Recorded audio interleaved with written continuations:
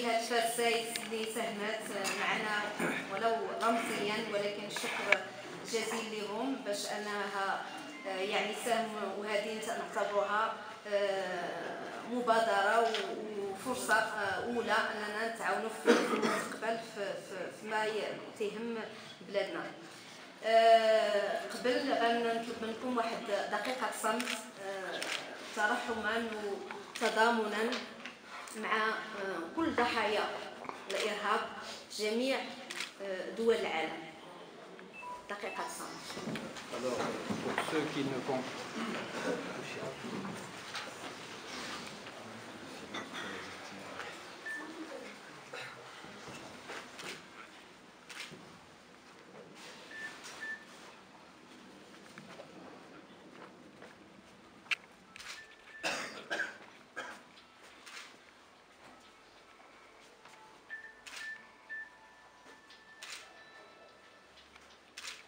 علاش هاد الوقفه هذه؟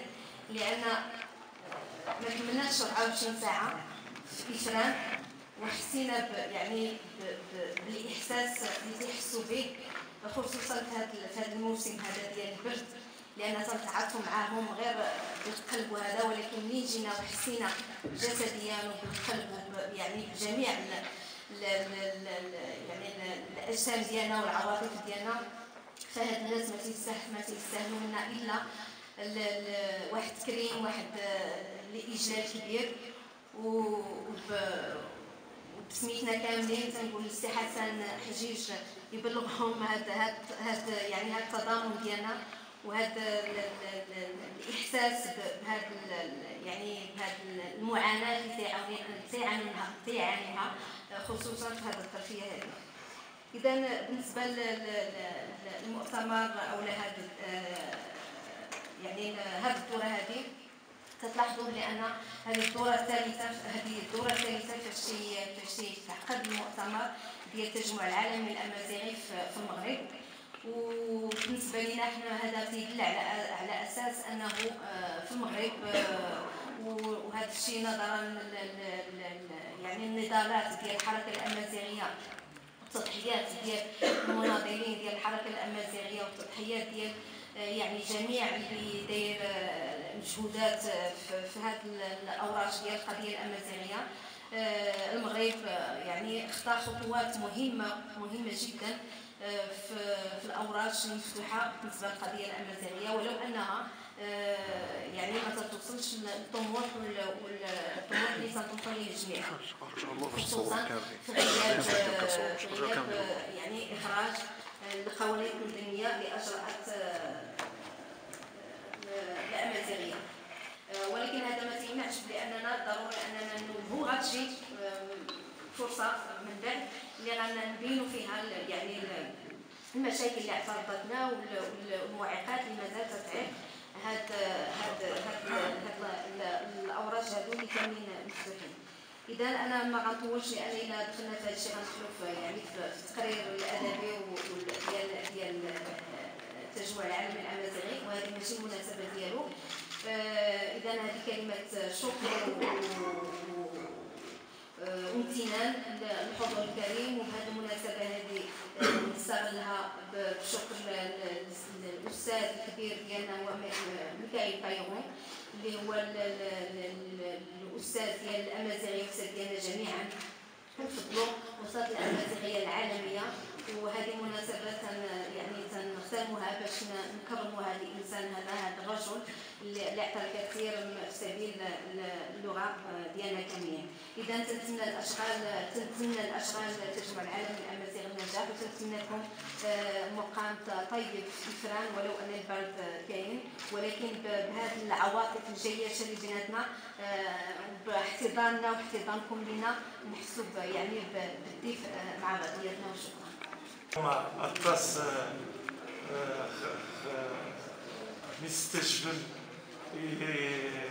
يلابيلنا يقراو مثلا امازيغ صراحه وتغنترجيشا الحضوريه هنا توقعنا غير ديال المبيت تاعنا شحال من ياسر خلاص ندير الجمعة غير يجي 50 واحد صح لا زعما نتقداو الطاس. Moi, je vais faire un bref historique. La 8e Assemblée mondiale à Nazir, ça tombe très bien avec l'anniversaire du 20e année de la création de notre premier ONG international à Nazir, à savoir Agrawa Mdrana Nazir, qui se traduit en français Assemblée mondiale à Nazir, mais qu'à l'époque on l'appelait Congrès mondial à Nazir. Ça, c'est vraiment c'est une histoire très courte. Si on la compare, à l'époque, on va dire, des Romains qui ont fait une politique de division des Amazirs. Dans le sens que les Romains avaient pris conscience comme quoi le peuple d'Afrique du Nord, que l'on appelle Imaziren, les hommes nobles, les hommes libres, avait découvert une certaine écriture qu'on appelait Tifina. Et cette Tifina, elle commençait à se diffuser un peu partout. Ça a commencé dans le Grand Sahara, ça s'étendait vers les montagnes, il commence à traverser même la mer vers les îles Canaries. Et les Romains, ils ont bien compris. Et c'est un peu l'esprit de toujours des colons. Ils disent, si ce peuple, dans un continent aussi grand, arrive à uniformiser leur langue et à voir cette écriture, ils vont avoir une conscience collective et ça sera difficile de le dominer. Et effectivement, les Romains ont facilité le travail pour tous les envahisseurs parce qu'ils ont avorté cette expérience, ils ont divisé Tanazra en 3 pays, ils ont fermé toute une élite chez eux pour qu'ils apprennent leurs valeurs et oublier la leur et imposer chez nous dans ce territoire qui est... Depuis, les Amazirs commençaient à se réfugier dans les montagnes. Et je peux vous surprendre, beaucoup de monde ne le savent même pas. Lorsqu'ils sont venus les Arabes, les premiers, c'était des conquérants, ils sont venus en envahisseurs. Et ils ont réussi, les Amazirs, à les stopper en quelque sorte. Mais, comme ils sont des nomades, ils n'ont pas de logement fixe, et les Amazirs, ils ont réussi à se convaincre au message de Mahomet, à se convertir à l'islam, et dans cette conversion, ils ont créé de grands empires. Les Almohaïdes, les Almoravides, un peu partout, mais les Almohaïdes, ils ont fait, bon, c'est une faute historique, c'est l'histoire, on ne peut pas rien à faire. Les tribus Banu Hilal, Banu Ma'aqil, au lieu de les expulser d'où ils sont venus, de l'Égypte, mais ils sont originaires de Proche-Orient, ils les ont ouvert la porte vers Tamasna, la région de Casablanca, Rabat, pour détruire, je pourrais vous dire, dans notre histoire, la dynastie Amazir nationaliste, qui est les Berrouata. À tel point, ils avaient une version de l'islam écrite en Amazir, et comme langue officielle, c'était la langue Amazir. Et cette dynastie de Berrouata, pour vous dire, il était vraiment nationaliste par rapport aux autres dynasties Amazir, que ce soit les Wattassides, les Irides, les Hamadites, les Saadiyiens, les Mariniens, eux, ils ont pu pérenniser dans le temps presque 4 siècles au lieu de pérenniser autour de 120-130 ans. Selon la théorie d'Ibn Khaldoun, les dynasties naissent, ils viennent notre, ils la cassent parce qu'ils n'avaient pas cet esprit identitaire.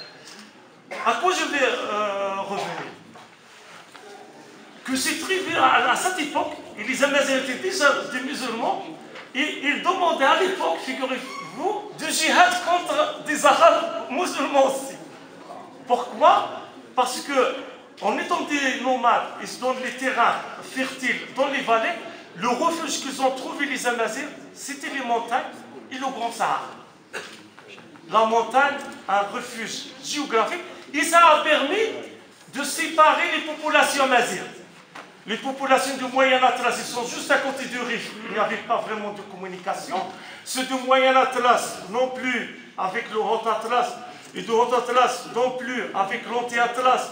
Et ceux, les Amazirs du Maroc, n'ont pas de relation avec les Amazirs de la Kabylie.